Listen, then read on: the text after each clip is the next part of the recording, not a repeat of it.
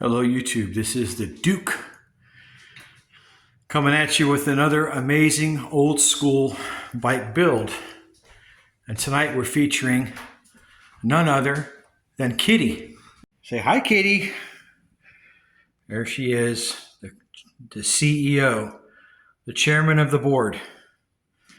Hard at work at the Duke's desk. Oh, say hello, Kitty. All right. Kitty likes it up here because it's nice and cold. Who wouldn't like to be in 62-degree weather when it's 102 outside? No other than Kitty. There she goes. Oh, that's an expensive bike you're getting here. Don't knock it over. As I've said in my previous videos, Kitty loves to knock my bikes over. And because they're being held up by these cheap plastic Chinese bike supports, they tend to have a domino effect and the whole row will fall down, like all the way from one to the other. What are you going to do? We all have to make sacrifices. Oh, there she is. Made herself at home. Yep. Hello. Yeah, we're talking about you, Kitty. Uh-oh. Uh-oh. She says something's going on here. Something's going on here. What is it? Oh, she's leaving. So what do I have to show you guys? It's brand new. It's been a couple weeks since I've uploaded a video. Had to go down to my dad's house and help him with some things around the house. Fence work, air conditioning work, things of that nature. Most of the bikes I've already featured in my collection, but there's a couple of new things coming in. I finished the 1979 Cook's Brother racing bike, and I finished the 1984 GT Santa Ana. And the next bike that's arriving is a 1980 Cook Brother Racing BMX bike, frame and fork set and stem. I was able to find a really nice bike, complete frame, fork, and stem. So I guess I'm going to be building another one of those. Stay tuned for that build. I should have that frame set arrive this week, and I already have the components on a couple of my bikes that I'm going to put onto it. So as I was saying, I have another amazing Cook Brother Racing bike frame coming in. It's very similar to this extremely mint 1979 pre-tensionizer frame. Difference is this is a 1980 and it has the frame tensionizer, which are the two screws that go right into the rear dropout, right into this area right here to put tension on the axle when it's sitting in the rear dropout. This is a Magnum 34. She's still sitting here. I got a few things I'm doing here in my bike collection. This CYC Stormer has really high-end components on it that are probably too nice for this frame set. I'm not knocking CYC. It's a quality bike. It's a nice vintage 70s BMX bike, but it doesn't need a set of three-piece cranks, and it doesn't need a tough neck on it. I think I'm going to take that stuff off and put it on the CBR bike. A couple things I'm going to move around, and I'm going to just sell the frame set, just the frame and forks, because I don't really want to have to shell out money for more components when I've already got them here. I got an amazing collection of components on the existing bikes. I just need to do some rearranging. But when that frame set arrives this week, I'm going to upload it, and I will put it on my channel, and you guys can see this thing from cradle to grave. We're going to do a beginning process of this and an evolution as it goes on, starting with the frame and fork build. Then we're going to add the cranks, we'll add the pedals, we'll do the front sealed bearings on the steering tube. We'll do a sealed bottom bracket as well. I'm going to get a CBR sealed bottom bracket. They're starting to make really nice old school style dog bone cranks. The new owners of Cook Brother Racing also happen to own Race Inc. and Botima and a couple other old school lines, and they're starting to bring back some of the old vintage products. The cranks are amazing. They have the bosses on the ends of the dog bones, just like the originals.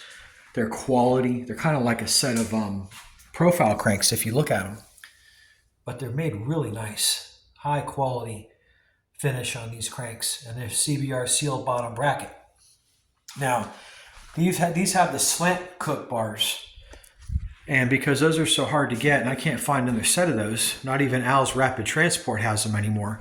Probably going to go on with these old 1979 Race Inc. bars. I think those would look real nice on this cook frame I ordered with a set of genuine Oakley B1Bs. And I'll put all period correct 1980 components on the bike. No pork chop repop stuff, no aftermarket.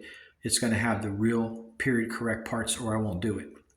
So I've already got the die comp brake set on this bike. I got a set of 890s. I've got a real nice set of SR 3-piece cranks. And got a really nice tough neck sprocket on here, 44 tooth with a DID nickel chain. So that is what I'm going to use for my drive system. Sorry guys.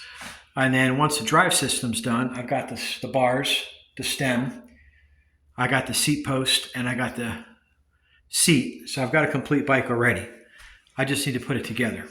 And I got a couple of questions I wanted to answer about Mongoose bikes. Apparently a couple of viewers have some confusion with different Mongooses, so I'm just going to run over the Mongoose collection really quick and show you how to differentiate a gusseted Mongoose that's made in Chatsworth, California or Moores Park from a Mongoose that was made in Taiwan from like 1984 on.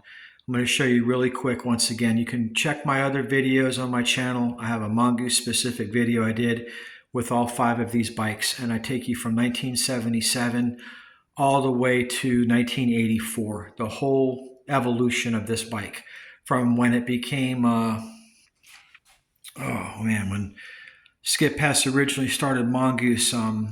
It was morphed from BMX Products, came from another company before that made a similar frame, but it had some differences in it. And I'm not going to give it all away. You're going to have to watch my video if you want all the information on this. And it's a really good Mongoose video. It took me half an hour to put it together, so I want you to watch it. But BMX Products evolved from another BMX company that made the frames. Then Skip brought it all in-house with his dragster abilities and his prefabrication abilities and all the things he can do with chromoly steel. And he developed the bike that's the iconic Mongoose gusseted BMX bike. And I'm going to show you really quick to answer a question of one of the viewers I have who's a little confused on gusseted bikes versus non-gusseted. So let's take a really quick look at this. Okay guys, gusseted bikes. We're going to go back to the beginning where it all started. And that's with this 1977 Mongoose Motomag. Now this is an original bike with a real Mongoose stem, Ashtabula bars. Okay, Ashtabula stem. And a set of Mongoose Tough Wheel 1, Skyway Tough Wheel 1 nylon wheels. This didn't have the Motomags. Thank God, because if it did, it would be 10 pounds heavier, and it's already heavy. After 77, we evolved into 79 Super Goose, which is this bike right here, which I've featured this in several videos. You can see the serial numbers on the bottom of the crank hanger. Again, the same gusset. Continued from 1977 through 79 and through 1980. This is a 1980 Team Mongoose. Same bike with the T-stamp crank hanger, and this is a 1981 Team Mongoose. Okay, these were both blue bikes that had been redone in just nickel. The paint was taken off of them and they're restored back to the nickel finish. These always came in a candy red or a candy blue. Sometimes they came chrome. Super Gooses usually always came chrome. This particular Super Goose came in a polished nickel, and this Motomag. Now, what is this right here? This Mongoose Expert. Okay, so around 1985, we got away from the gusseted frames. We got into the California series frames with the rear loop tail. You see that loop tail back there? That's a lot different than the triangle on the rear ends of these earlier bikes. It became a much more refined frame. With the improvement of 4130 chromoly, we didn't have to have this massive front gusset anymore. We were able to have a more streamlined finish with better welding capability and thicker wall OD chromoly. We were able to make a bike like this, very clean frame. Same with this comp right here. These are both Taiwanese made. Same with this Mini Goose, okay? Around 85, these things started going overseas. So just remember that once this gusseted frame diminished and you started to get into these frames, these were Taiwanese made bikes. So as a rule of thumb, again, if you have a Mongoose that has a gusset, you have an American made Mongoose bike. To my knowledge, No gusseted Mongoose bikes were ever made overseas. They were always a California-made bike. Now, there are variations of these bikes. As I've said in my other videos, there's the Stranger Things Mongoose. There's the Repop Super Gooses. There's a Repop California Mongooses that came out about 10 years ago. These are all Chinese junk. These are not the bikes I'm showing you in this collection. These are true California handmade BMX bikes. Okay, these are the BMX product bikes that were made by Skip Hess. Pacific Cycle and other companies since then have picked up the copywriting and licensing rights to Mongoose, and they brought these bikes back, but they'll make no mistake about it. They share no DNA and no similarity with the bikes I just showed you in my collection. These newer Mongoose bikes are not made out of 4130 chromoly. If they say they are, they may be, but it's not the same quality as what you've got in these California frames. The welds are not the same. The components are all trash. You cannot take a bike like that and go through 1 or 2 BMX races and expect it to hold together. It's just same thing with the Repump FS1. I've got a real one back here in Luscious Lavender. This is an 86, the first freestyle bike that Mongoose ever made with the gyro. Okay, unlike on these Trick Stars, a rotor, an ACS rotor, not a gyro. And I talk about in my videos what differentiates an ACS rotor from a modern day gyro system. Gyros are what really came on these old school bikes. The rotors didn't come on the scene until the late 80s. And like I said earlier, this is a real deal FS1, but they brought back 3 of them last year that bring crazy money. Considering the Repop bikes, to see something like that sell for $1,000 on eBay is shocking. But people are buying them, and they come in the same colors as the OGs, but they're not made the same way. And I'm not knocking them if you've got one. They're nice looking bikes, but you know as well as I that you sit there and do a few decades on these things and Miami hoppers and bunny hops and whatever else that you can do on that, you're probably going to pop the chain, break a crank, bend a wheel. It's just not professional grade construction and engineering, the same type that went into these 80s bikes. It's just not there, people. There's other brands out there that do bring that professional grade BMX bikes, but it's not in these Repops. So I just wanted to cover that part from Mongoose real quick. I did not want to make this a Mongoose video. Just wanted to show you guys a few other bikes I've finished up in case you haven't seen my previous videos. I'm going to go through a real quick illustration of my GT collection and what is on its way out, because a couple of these bikes I was made offers that were kind of hard to pass up, and I went ahead and accepted them. I'm probably making a mistake, but some of these bikes, I just have to find them new homes because they don't deserve being up in this loft, not getting the attention they deserve. So when someone offers to buy one of these from me and put them on display, that makes me happy, and I like to hear that. So let me show you really quick what I got. I'll give you a fast rundown of the Dukes collection. I have a Gary Turner made 84 GT Nora. This one I featured the video on with the TNT revolver hubs and the chrome arrays. She has a genuine OG chrome tough neck, a beautiful frame. There are no holes drilled in the forks on either one of these editions. These are pre-drilled fork models. This is an 81, okay, and this has the ACS Z wheels and a set of 3-piece Dura-Ace cranks, set of red anodized GT bars, Oakley grips, Casumax MX seat, Dicomp MX 1000 rear brake, and all GT. This is an 83 GT. I've got every year here except 82. ACS is Z wheels again, set of dog bone Wings logo GT cranks. Those are probably Repops.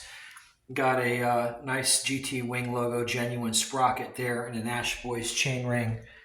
Got a Dicomp MX 1000 brake, a laid back GT seat post, a GT 2163 Wings logo seat that's spray painted white, and again a set of Unitron Ultron AME grips.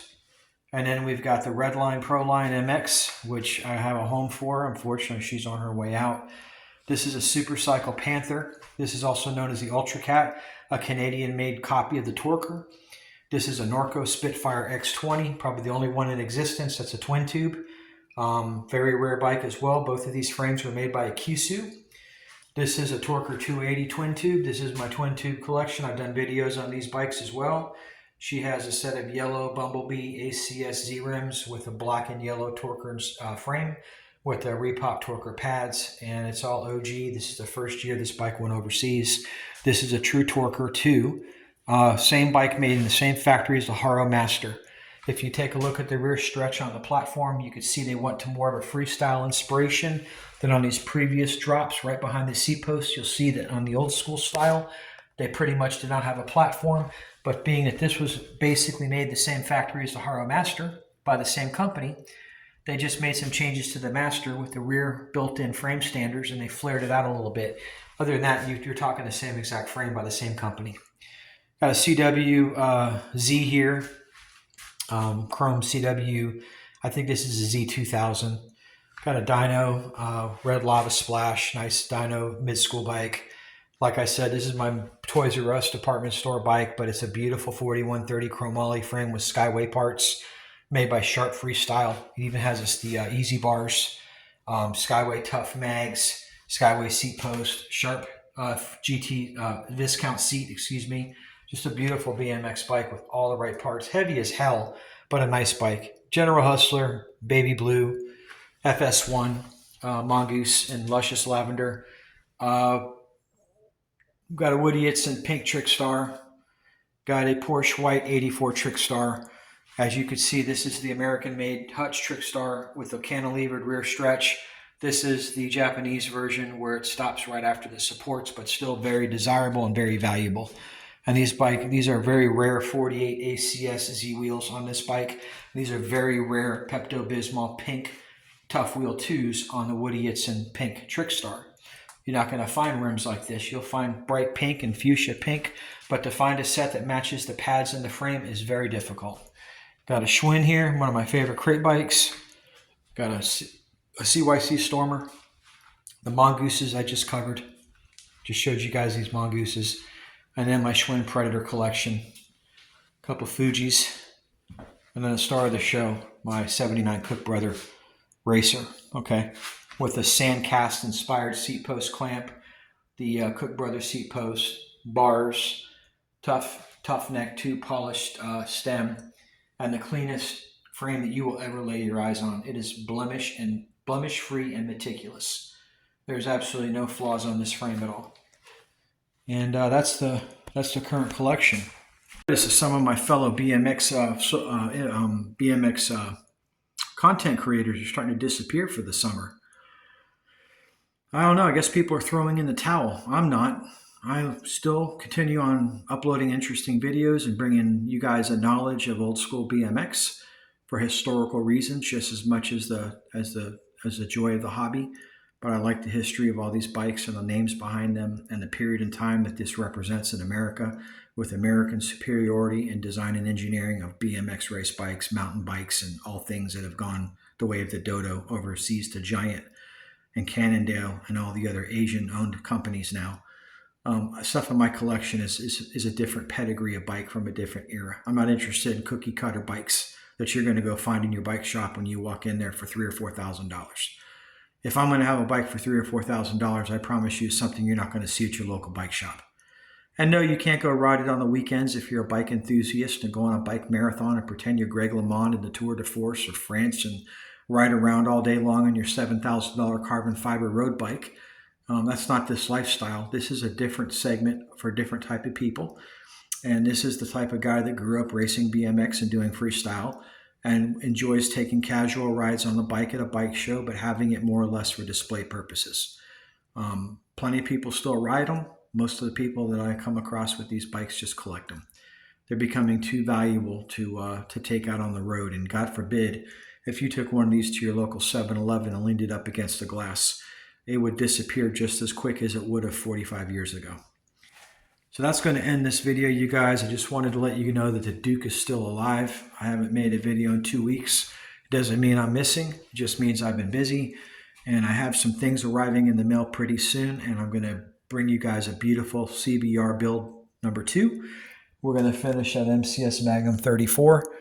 And I have another unicorn bike that I'm working on getting right now that is made by Redline. It's a squareback, and I'm trying to negotiate a deal with the seller on that.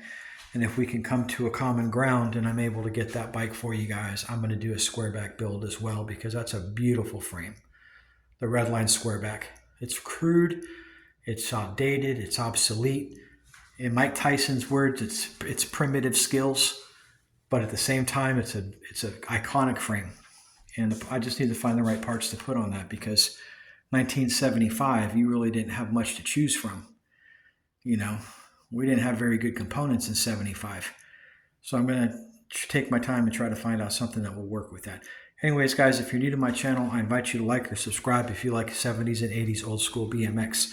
In the meantime, I want to thank you for joining me again. This is the Duke, and reminding you all to stay rad.